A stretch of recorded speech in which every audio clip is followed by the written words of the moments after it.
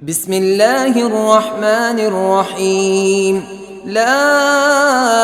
أقسم بهذا البلد وأنت حل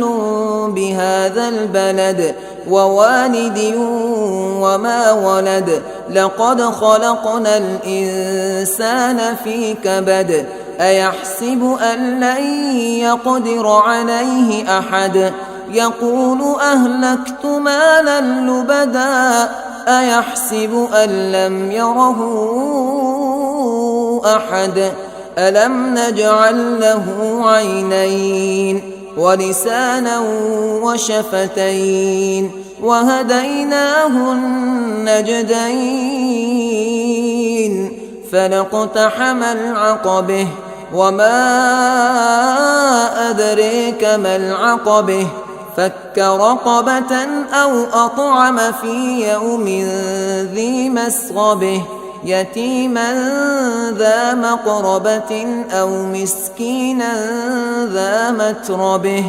ثم كان من الذين آمنوا وتواصوا بالصبر وتواصوا بالمرحمة أولئك أصحاب الميمنة والذين كفروا بآياتنا هم أصحاب المشأمة عليهم نار موصده